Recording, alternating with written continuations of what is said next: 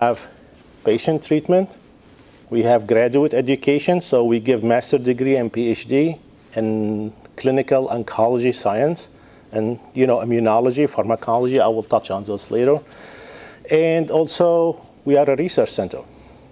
We have 7 buildings of research centers. They do research. We take cells from patients, we isolate them, and we grow them in the lab, and we start treating them with different drugs to see how the response rate, can we kill those cells or not? And if we can, we take those cells, the same cells, and we inject them into mice or rats, and we form tumors.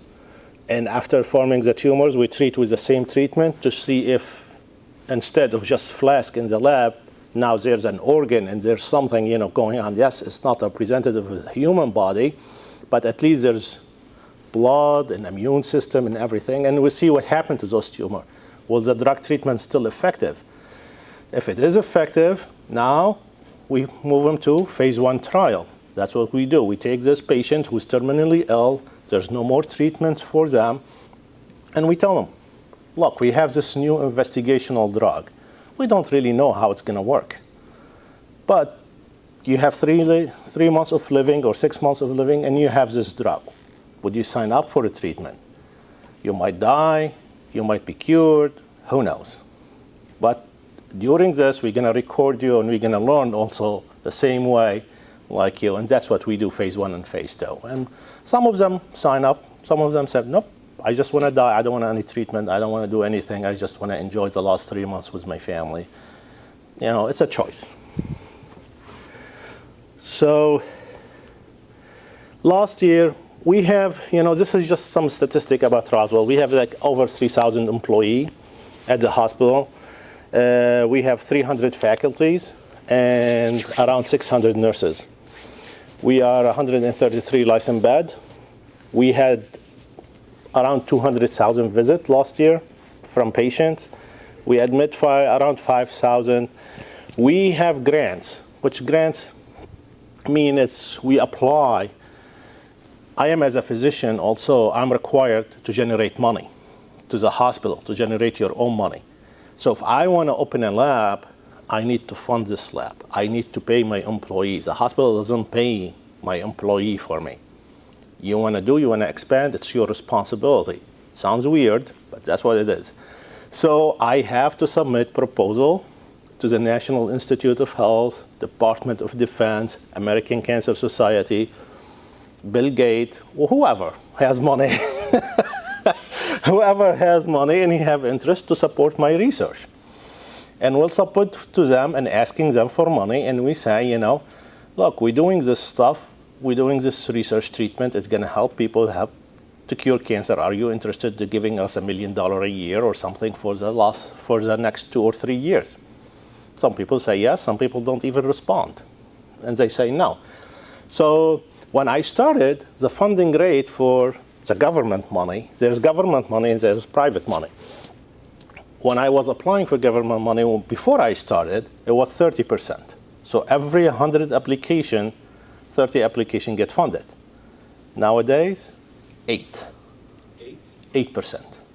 So every 100 application you submit, only 8 get funded. So you gotta be really, really good.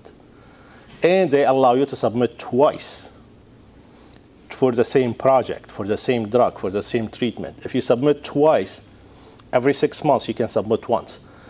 If you submit twice and twice you didn't get funded, you cannot submit this project anymore. So the competition is really, really hard. So that's why people gotta work harder. So, like for example, I had we call it an R01, which is the biggest grant you can ever get, $5 million per year for 5 years.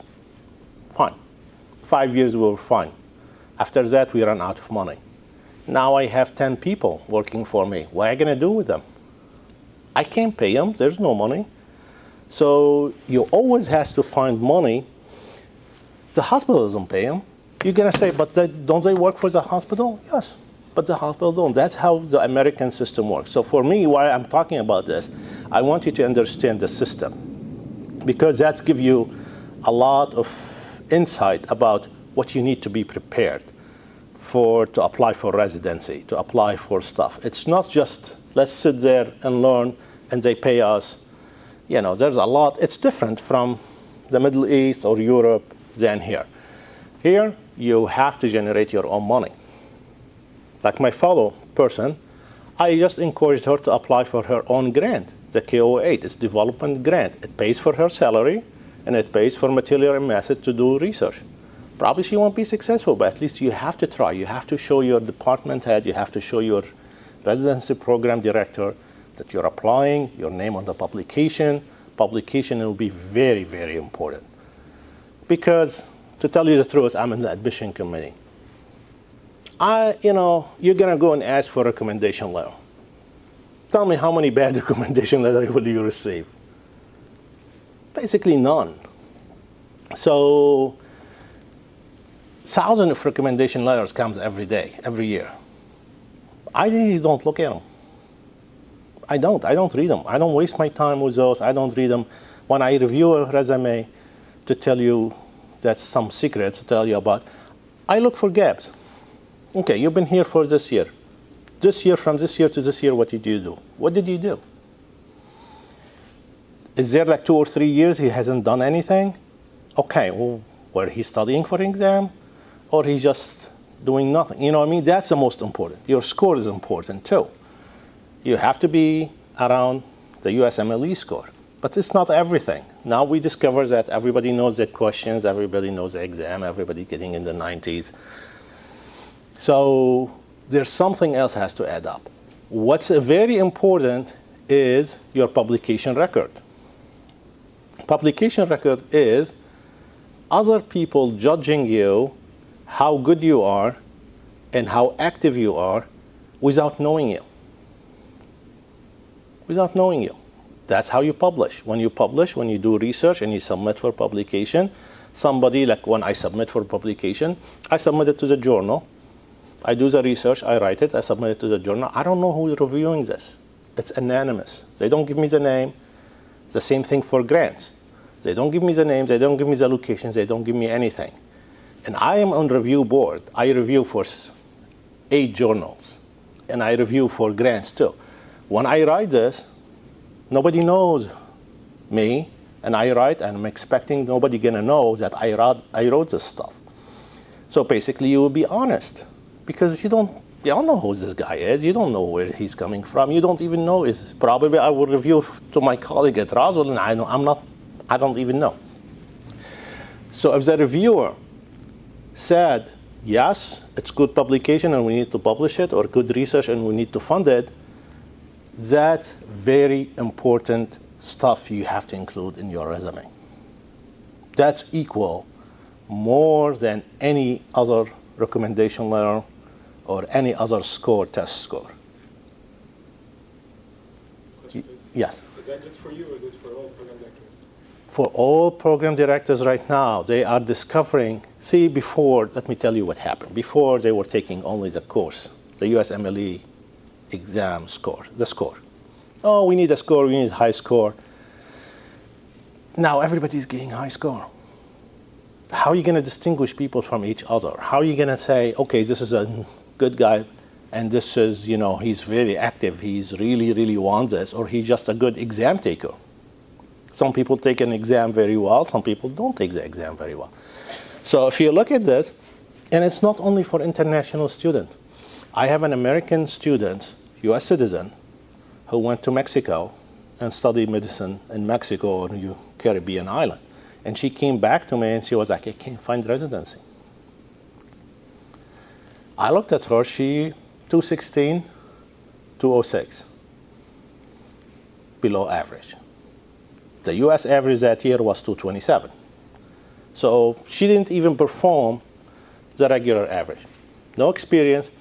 She's been for 2 years doing 1 month fellowship over here, 1 month fellowship over there, 1 month fellowship, She went to Puerto Rico, she went to New York City, she went to LA, she went to this, wasting her time. Basically, I looked at her, I said, you're wasting your time. 2 years of doing 1 month every time? I said, yeah. I said, well, I thought this is the best. I said, no. I really don't care if you do 1 month in children oncology and 1 month in oncology and 1 month in GYN or months of this, you're wasting your time. Why didn't you focus during those 2 years in one hospital, one place, get your research going, publish your research? That time you're telling me the people who had you for a year or two, they liked you, and you were successful publishing. Here, you're going from 1 month to another month, and she has like 20 recommendation letters. I said, she was like, read the I said, I don't want to read. I really don't care about the recommendation letter. I don't want to read them. Because every one recommendation letter, they're going to say, you are the greatest thing since the sliced bread. You know what I mean? I don't really care. Nobody's going to write you a bad recommendation letter. Although, some of them they did. It was bad. Like you go to somebody and you recommend it. And I called one person, he said, oh, you want to admit this person? I said, yeah. I said, well, if you want somebody to cry every time you say, hey, what's up? Admit this person. I said, oh my God.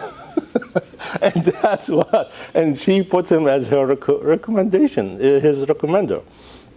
But that's what's important. Now, so the people said together, said, okay, how are we going to distinguish this? Not every program director is looking for publication right now or grant, but I guarantee you, in 2 to 5 years from now, every one of them will look for this. Because what's proved to us, who's publishing, who has a grant, who did some research experience, they're better candidates than people who have never been in a hospital from 1 month to another month to a month and never seen patient observationship.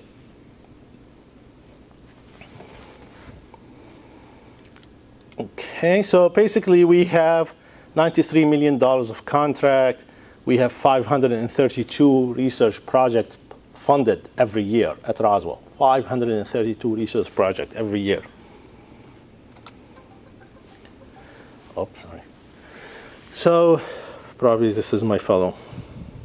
So, what we have, multidisciplinary cancer of care. That's what we do in clinical. We have breast cancer, we have chemoinfusion, we have dental maxillofacial surgery for dentists who wants to work with cancer patient who has some complication. We have all kind, gynecology, thoracic, hematology, head and neck, all kind of cancers. It's not only one cancer. It has to, it's all kind of. For scientific department, for research department. No, she's just done. I'm sorry. It's just too late. I can't. No. So for the scientific department, we have biostatistics and bioinformatics. We have cancer genetics. We have cancer prevention and population science, which include pathology. We have cell stress biology.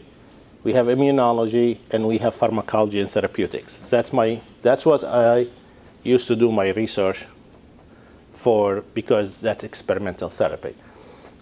So we have clinical, and we have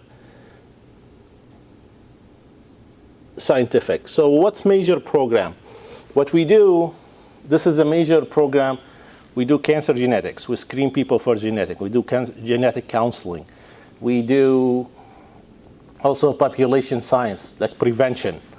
We do tumor immunology.